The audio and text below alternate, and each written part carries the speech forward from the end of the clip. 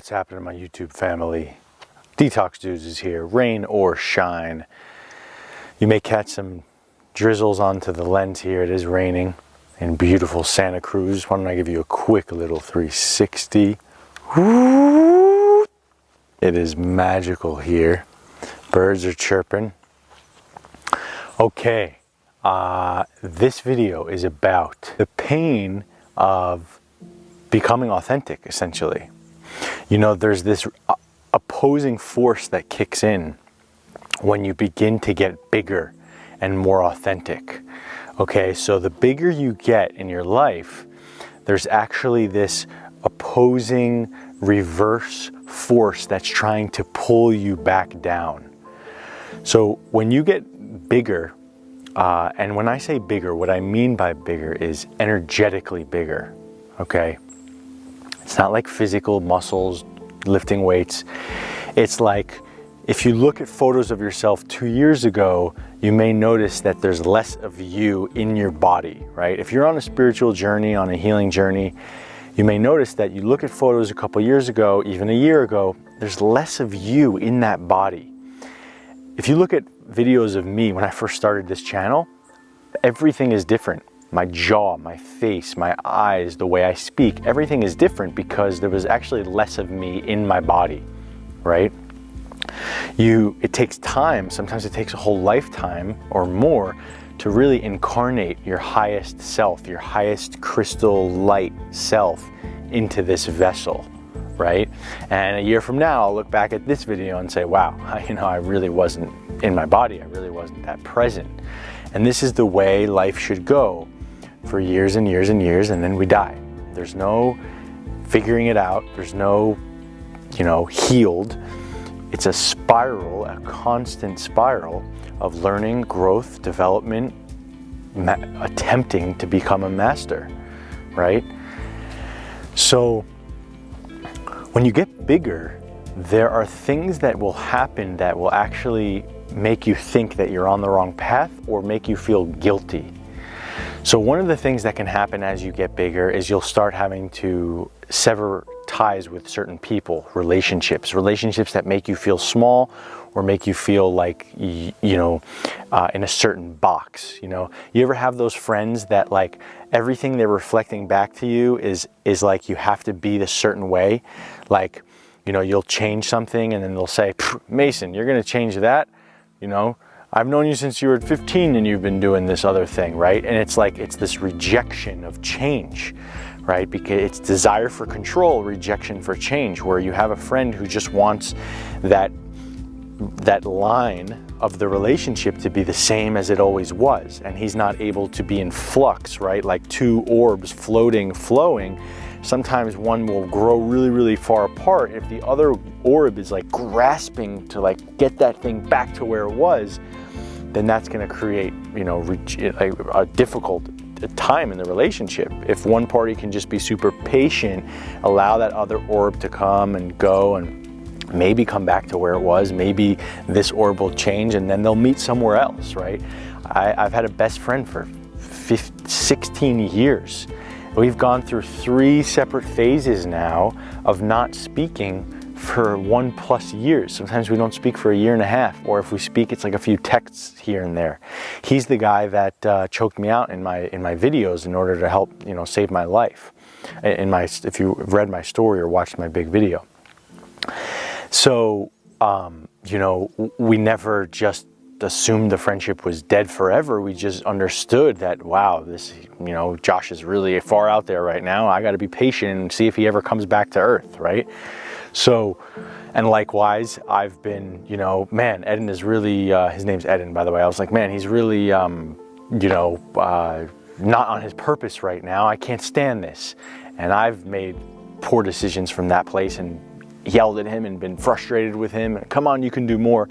But really the magic art there is to just be patient, right? But anyway, let's get back to the point here. The point is that when you have these certain types of relationships that make you feel small or are like an anchor as you're about to go on blast off, you have to recognize it for what it is. Whenever you have big breakthroughs, there's something called like a lashback, like a backlash, where there's these forces that come in and try and actually reverse this exact process that you did. And now this guilt is the most common hook with which this happens, okay? So, you know, for instance, if you have a relationship with somebody and you're becoming bigger and more authentic, and all of a sudden you feel like you have to put a boundary up. When you put that boundary up, which is like, you know, there's many different ways of presenting boundaries. It can be, you know, to just speak a different way. It can be to use like proper grammar and punctuation, whereas before you were just very loose with your communication. It can be just presenting a backbone instead of all laughy hunky-dory, right? And these things can be rejected by the other the other player, right? It can be rejected. It can be like a pain that sets in for them, or fear, right? The fear of change, the fear of something different. So remember that this backlash, this opposing force can happen in so many different ways, right? You used to feel obligated to speak to somebody a certain way. You used to feel like you chose the guilt over the boundaries for the past hundreds of times. And now you're choosing the boundaries over the guilt. It's a whole different avenue, right? So it's a whole different game that kicks in.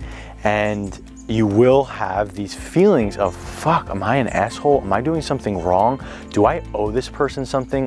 Do I need to be dutiful, right?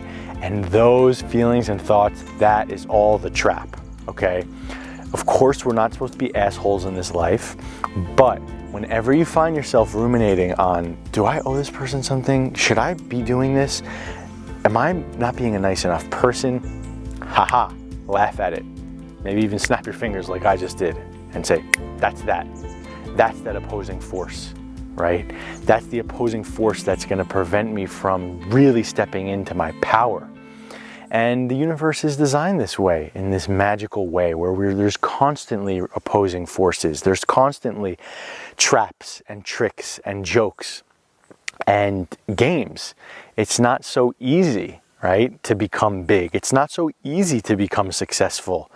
It's a game that requires you're walking on this certain line, and you have to understand all of the landmines associated with it. It's not, you can't just be like, okay, we're going to become successful now. Like, there's so much in the way, and tricks and traps in the way of like having a super fruitful, rewarding life, with finances and relationships and boundaries and all of these things. Wow, that animal scared the shit out of me. So there's all of these interesting tricks and traps that we have to be conscious of. And you never arrive. Life is just constantly presenting us with all of these fun games. So, you know, think about your life. Tune into, after you watch this video, tune into your life on all of the situations where you have an opportunity to step into something bigger with an old relationship, or with a relationship that, you know, isn't jiving with you so well anymore, and feel what kicks in when you attempt to make that change. People are going to try and bring you back to the person that you were, okay? And generally, the hook is guilt. You'll have guilt to go back to that place. You'll have guilt. You'll have this feeling of that you hurt somebody, and you'll feel their pain and you'll take it on as if it's your responsibility. But this is not how we evolve. We do not evolve by taking on other people's junk and propping it up for them and preventing them from feeling that pain.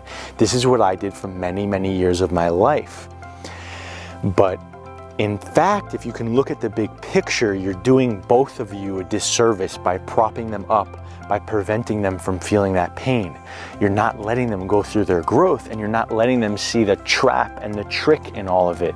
You're not giving them an opportunity for them to own it. Yes, they may hate you for the next few months, maybe few years, but eventually, one day in the future, that light bulb was going to kick for them and say, wow, That dude, Josh, he had integrity. He actually told me the truth. He actually told me, he didn't tell me something I wanted to hear. He told me the truth. And the truth shall set you free. Long enough, year after year, month after month, if you tell the truth, if you're authentic with how you feel, the ones who can't handle it will separate from you, and the ones who can are there, and you will have a much simpler, authentic life. Okay? So step into your power, drop the guilt. That's all I got for you. Peace.